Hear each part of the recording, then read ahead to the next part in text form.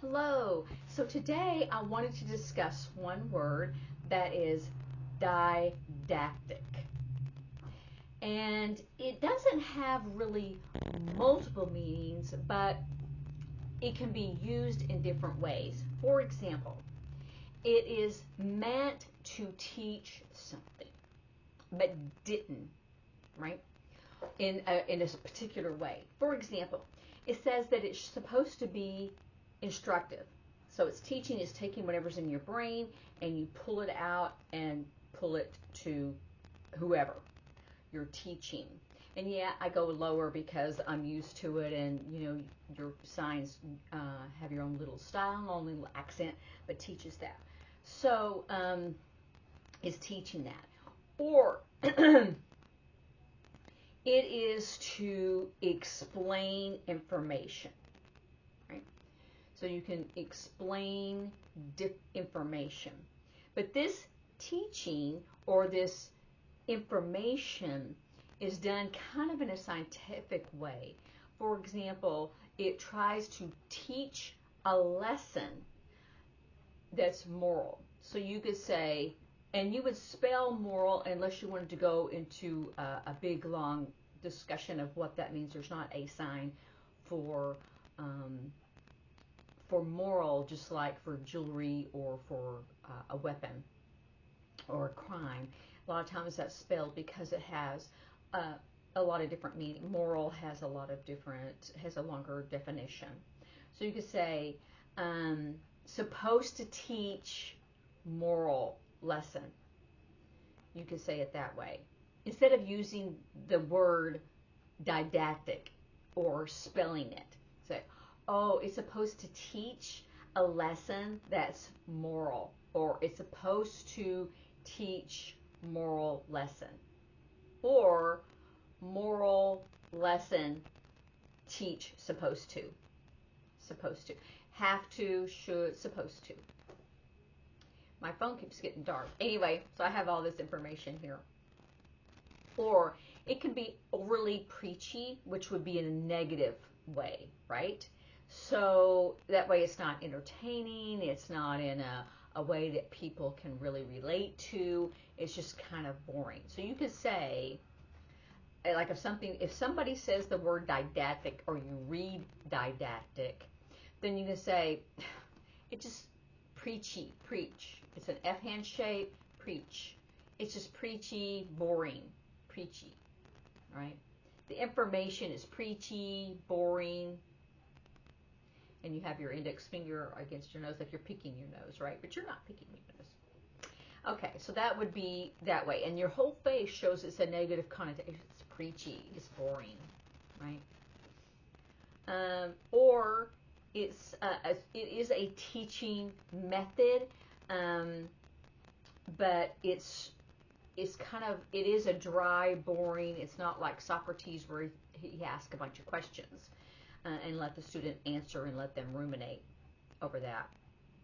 So so it looks like, so anyway, so here we go. So we're going to go through that. For example, like that book, the writer, it's more preachy and not entertaining. Or that book, the writer, the information is it's preachy or just information and not telling a story. You see how you can get didactic in there, but you're actually explaining something that someone is reading, or what they hear, or what a hearing person would hear from a lecture. Like a lecturer is saying something that's boring. You go, well, it's a lot of information. It's boring. Someone might say it's didactic, right? Or it's a lot of information, but it sounds preachy, like they're critical, right? Or they're trying to teach you a lesson instead of being informative or telling a story. So you could also say like a parable. A parable is didactic. Why? Because it's trying to moral lesson teach. Teach a moral lesson. And you could say, oh, the new school books, which would be a textbook, right? A textbook is a school book. So that new curriculum, they have school books that are boring, didactic, right? Instead of having the teacher explain and give examples and comparing and contrasting, that kind of thing. So, didactic, that is information that a moral lesson is being taught. It can also mean that the information is preachy, boring. So you can use that in many different ways. And with the school starting up again, you can say, oh, that teacher is preachy, or always seems like moral lesson teaching. So you could say it that way. So those are all the meanings of didactic without having to use that word. Because I don't know that it's used a lot. However, the New York Times newspaper has used that 58 times recently, that word, didactic. So now you know what it means. Like if you see it, or if you read it, or you're watching it, and there you hear that word that they're using, oh, and that was a didactic lecture, then you know it was boring or it was preachy, and still boring, right? Because sometimes preachy can be exciting, but if you do it like this, preachy is it's negative, right? It's preachy. Yeah, you can say, oh, the preacher was fun and excitement, and he used different examples, and I could relate to that. That's different for a preacher, right, during a sermon. But if something is preachy, see the face, preachy, then it's negative, right? It was preachy, boring, information only. Nothing positive, or nothing to compare, or they're not telling a story that you can relate with. However, you can also say, I'm just reviewing this, that a parable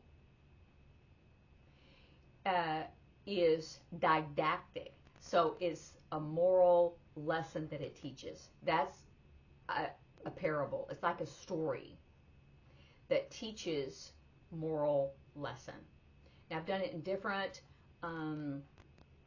ways to configure your sentence, and they're all correct. But you always want to check if that deaf person understands, because they're going to go, what? Then you know, oh, I've gotten it backwards. Maybe my syntax is backwards.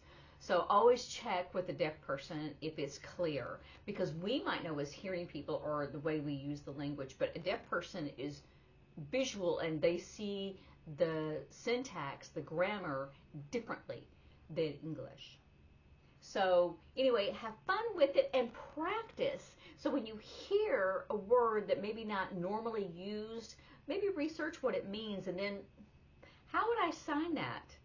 You understand? So it's really kind of fun, and I was not a star pupil for English, but now it's kind of fun to see how you can use different words and how you can sign it, and that's the fun part for me. Anyway, I will see you later. Bye.